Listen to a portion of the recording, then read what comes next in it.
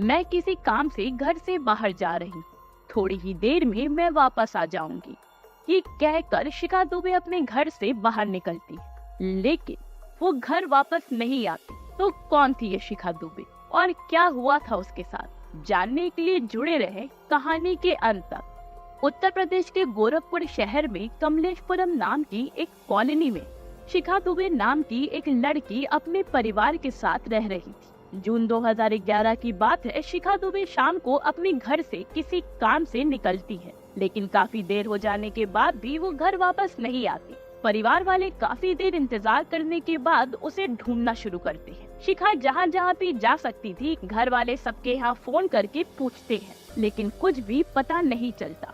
फिर परिवार वाले दीपू यादव नाम के एक लड़के को कॉल करते हैं। शिखा और दीपू एक दूसरे से प्यार करते थे और शिखा काफी समय से दीपू से शादी करने के लिए परिवार वालों को मना रही, लेकिन कॉल करने पे पता चलता है कि दीपू भी घर से गायब है। परिवार को शक हुआ कि हो ना हो दीपू और शिखा एक साथ ही कहीं गायब हुए हैं। परिवार वाले दीपू यादव के खिलाफ पुलिस में कंप्लेन करते हैं और दीपू पर इल्जाम लगाते हैं कि उनकी बेटी शिखा को उसने कहीं गायब कर दिया है। दूसरे दिन पुलिस को शहर के जंगल के इलाके में एक लड़की की लाश मिलती है। लाश को देखकर पुलिस को शक होता है कि कहीं ये लाश शिखा दुबे की तो नहीं, क्योंकि जैसा कि रिपोर्ट में शिखा के परिवार वालों ने बताया था, ये लाश उन डिटेल से काफी मैच कर रही थी। उस लाश के चेहरे को इस तरह से खराब कर दिया गया था जिससे कि वो बिल्कुल भी पहचान में ना आए। इसलिए पुलिस ने एक बार लाश की शिनाख्त के लिए शिखा के परिवार वालों को बुलाया।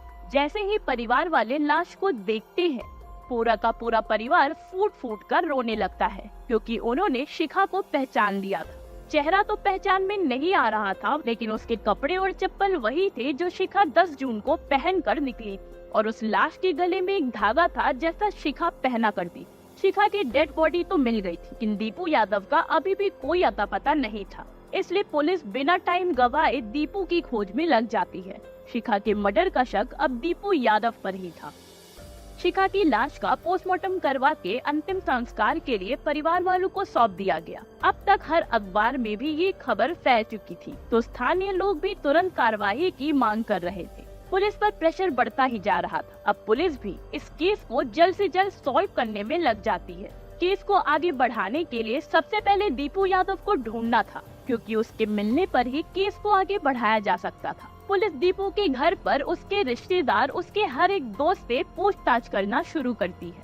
तभी दीपू के एक दोस्त से ये जानकारी मिलती है कि शायद दीपू यूपी के सोनभद्र शहर में हो सकता है। पुलिस फौरन ही सोनभद्र के लिए निकल पड़ती है और दीपू को हर जगह ढूंढने लग जाती है। वहाँ दीपू किसी और नाम से रह रहा था। पुलिस के हाथ दीपू का एड्रेस आ चुका था, लेकिन पुलिस किसी भी तरह से कोई भी रिस्क नहीं लेना चाहती, तो पुलिस बिना वर्दी के सादे कपड़ों में उस एड्रेस पर पहुंचती है। पुलिस दरवाजा खटखटाती है, तभी एक लड़की दरवाजा खोलती है और उस लड़की को देखकर पुलिस के पैरों तले जमीन खिसक जाती है, क्योंकि दरवाजे पर कोई और नहीं बल्कि शिखा दुबे थी। वही शिखा दुबे जिसके मर्डर के लिए पुलिस सोनभद्र में दीपू को अरेस्ट करने आई थी। पुलिस को तो अपनी आंखों पर यकीन नहीं हो रहा था। वो केस फाइल से फिर से शिखा की फोटो देखती है और सामने खड़ी लड़की से मिलाती है। पुलिस को अभी तक यकीन नहीं हो रहा था। पुलिस घर के अंदर घुस जाती है और वहाँ पुलिस को केस का प्राइम सस्पेक्ट दीपू यादव भी कमरे में मिल जाता है।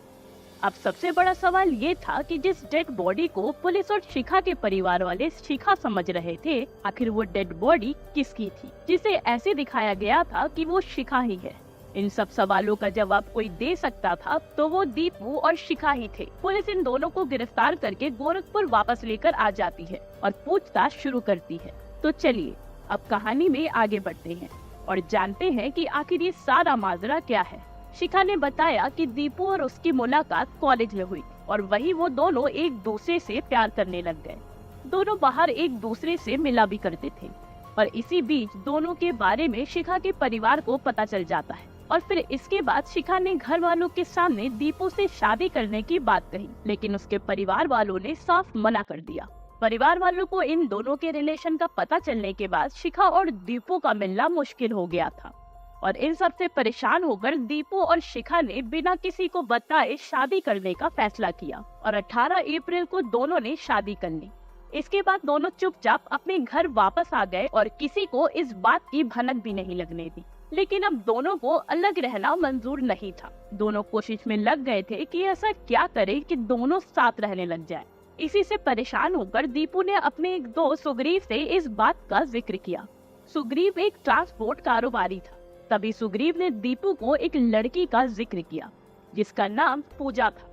पूजा कुछ दिन पहले ही सुग्रीव के पास काम मांगने के लिए आई थी। पूजा सोनभद्र में अपने 3 साल की बेटी के साथ रहा करती थी और उसे काम की बहुत जरूरत। पूजा की उम्र शिखा के आसपास की ही थी और उसकी कद काठी भी शिखा के जैसे ही थी। तभी दीपू और सुग्रीव मिलकर एक घिनौना प्लान बनाते हैं। सुग्रीव पूजा को नौकरी देने के लिए बुलाता है। नौकरी के लिए मजबूर पूजा भी तैयार हो जाती है। सुग्रीव अपने साथ अपने एक हेल्पर बलराम को ले जाता है और पूजा को लेने ट्रक से सोनभद्र पहुंचता है। गोरखपुर में आते ही एक जंगल में वो अपना ट्रक रोक देता है। पूजा को ये सब देखकर भी कुछ समझ नहीं आता है।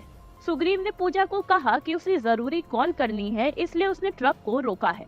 ट्रक से उतरकर उसने दीपू और शिखा को फोन करके वहाँ बुला लिया। ये वही दिन था जब शिखा और दीपू अपने घर से गायब हुए। कुछ ही देर में दोनों वहाँ पहुँच जाते हैं। पूजा को अभी भी कुछ समझ नहीं आया था। वो बेचारी तो नौकरी की उम्मीद से सुग्रीव पर विश्वास करके उनके साथ आई थी। तभी सुग्रीव और बलराम ट्रक पर चढ़कर पूजा को जबरदस्ती ट्रक से दूर ले जाते हैं और उसका गला दबाकर उसकी हत्या कर देते हैं। इसके बाद शिखा का काम शुरू होता है। वो पूजा को बिल्कुल ऐसे बदल देती है जैसे उसे देखते ही ऐसा लगे कि वो शिखा दुबे ही है। पूजा के कपड़े बदलकर वो उसे अपने कपड़े पहना देती है, जो कपड़े पहनकर वो घर से भागी थी, और शिखा अपने गले से काला धागा निकालकर उसे पहना देती है और अपनी चप्पल वहीं छोड़ देती है। कपड़े, चप्पल और काला धागा तो शिखा का ही था, लेकिन चेहरा तो अभी भी पूजा का ही था। तो पूजा का चेहरा पहचान में ना आए उसके लिए उन लोगों ने पूजा का चेहरा ही बिगाड़ दिया। अब पूजा की पहचान छुपाने के लिए उन लोगों ने एक रॉड से पूजा के चेहरे में तब तक वार किया जब तक उसका चेहरा बिल्कुल खराब ना हो जाए। प्लान पूरा हो चुका था। अब चारों अपनी अपनी जगह वापस चले जाते हैं। सुग्रीव और बलराम गोरखपुर आकर अपनी रोजमर्रा की जिंदगी में लग जाते हैं और शिखा और दीपू सोनभद्र में जाकर छुप जाते हैं। इसके बाद की कहानी तो हम आपको पहले ही बता चुके हैं। इस केस का जब पुलिस खुलासा करती है और शिखा को उसके पिता के सामने लाती है, तब शिखा के पिता को तो यकीन ही नहीं होता कि जिसका वो अंतिम संस्कार कर चुके हैं वो उनके सामने खड़ी थी। लेकिन जो शिखा ने किया वो जानने के बाद वो शिखा को नहीं अपनाते और पुलिस को बोल देते हैं कि मेरे लिए मेरी बेटी मर चुकी है। पुलिस ने शिखा, दीपू, सुग्रीव और बलराम को हिरासत में ले लिया और कोर्ट में इनके खिलाफ केस भी चलने लगा। लेकिन कुछ ही सालों में ये चारों बेल लेकर जेल से बाहर आ जाते हैं और अभी वो कहाँ हैं इसकी कोई खबर नहीं। आज भी कोर्ट ने कोई फैसला नहीं सुनाया है। शिखा और दीपू प्यार में अंधे होकर पूजा की हत्या कर देते हैं। उन दोनों ने अपनी जिंदगी साथ बिताने के चक्कर में एक माँ को उसकी 3 साल की बेटी से हमेशा के लिए जुदा कर दिया और आज तक कोर्ट की तरफ से पूजा को इंसाफ नहीं मिला।